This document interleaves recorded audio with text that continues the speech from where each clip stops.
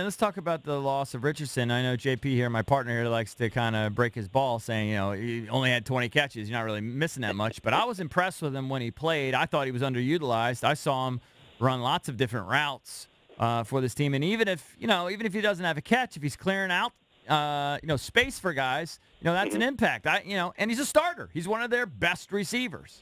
Yeah, I agree with you actually on that assessment. Yeah.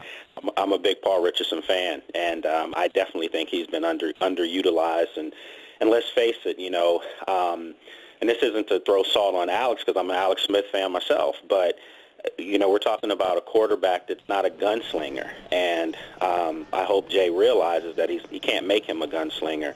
But I think Paul Richardson would have benefited in a Kirk Cousins type, situation. You would have probably seen a lot more out of him in his first year. But I definitely know he plays into their long-term plans.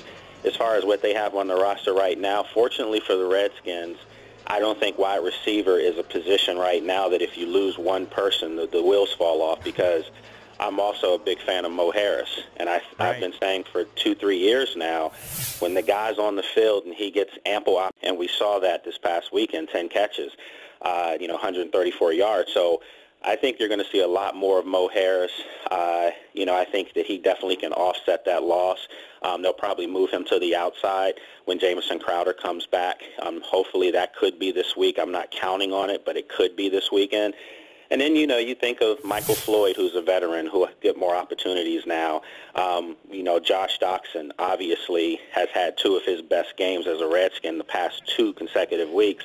So hopefully that's a sign that their first-round draft pick, the light bulbs finally come on, and they can be confident to go to him.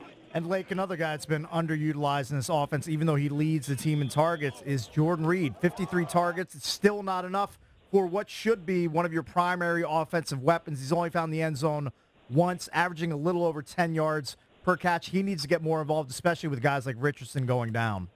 Absolutely. And, that's surprising to me, considering that Alex Smith had Travis Kelce in Kansas City, and, you go back to his days in San Francisco, Vernon Davis. Alex Smith has always utilized the tight end. And I'm not saying that he won't utilize Jordan Reed or Vernon Davis here, but I don't think their number have been called. I think if you look at the Redskins offense, and I'm a defensive coordinator, the first 2 guys that I'm going to make sure I have my eyes on at all times is the guy in the backfield, Adrian Peterson, and Jordan Reed. And it just seems like the Redskins don't call enough plays for Jordan Reed. I think that, he's a guy that should be throwing the ball on 1st and 2nd and 3rd down. If you're going to throw the football, find him first. So hopefully they find a way to get him more implemented in the offense. He did get dinged up on Sunday, took a big hit late in the game, and then he actually limped off with a ankle injury. But Jay Gruden said yesterday that he's day-to-day, he should be fine. But against Tampa's defense that can be moved on, Jordan Reed's got to be a focal point this Sunday. I feel like they're using Jordan in a different way this year. It's almost like, and believe me, I'm no X's and O's guy, so I'm terrible at this kind of thing. But it just seems like he's more like reading the zone and finding soft spots instead of like streaking down the middle, seam routes, that sort of thing, where, he's always catching it with his back turned and getting tackled right away. Yeah, he does. He's not. It's almost the basketball in Jordan. He's a former basketball guy, and it's almost like he's boxing out guys to catch the football as opposed to just turning upfield. But, guys, I've been saying this all year. In fairness to this Redskins offense, in fairness to Alex Smith and maybe even Jay Gruden, they haven't been working with a full deck. And it changes things when your other best player to work the middle of the field and underneath, Jamison Crowder, is out pretty much. He's been out all year, basically. That changes the dynamic of Jordan Reed. It also changes things when you're not throwing the ball down the field. It's like, defenses can put 8 in the box, or they can bring up an extra safety to cover your tight end. So it's almost like Jordan Reed's getting double-teamed, and that may be taking him away.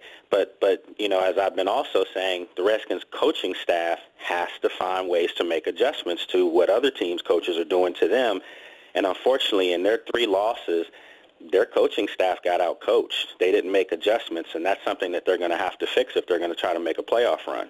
Joined by Lake Lewis Jr., Redskins reporter for SportsJourney.com. All right, let's get to the side of the ball that, in my opinion, matters, that has been winning them games, and that's defense. Because the offense, I wasn't surprised the Redskins only scored 14 against Atlanta. The offense has been struggling all season long. But what surprised me was the defense got shredded, not so much by Matt Ryan, former MVP, but that the defensive line couldn't stop the run. What happened in this game? Yeah, that was surprising to me. Tevin Coleman looked like Devontae Freeman. He looked like the Pro Bowl back. And they did it with ease. I just think they kept the Redskins' defense off balance. They were mixing up a little bit of everything, and then when the defense would come up, they would throw over top of them. So everyone, if you notice, in Atlanta's offense was involved. Calvin Ridley was involved. Mo Sanu was involved. Of course, Julio Jones, who got his first touchdown of the year, he was involved. So they just kept the Redskins off balance, and that was, to me, even more of a stinker than the New Orleans game. The New Orleans game it was bad, but they had big play after big play. The Atlanta game, they just systematically drove the ball down the field at any time they did what they wanted without any resistance from the Redskins defense.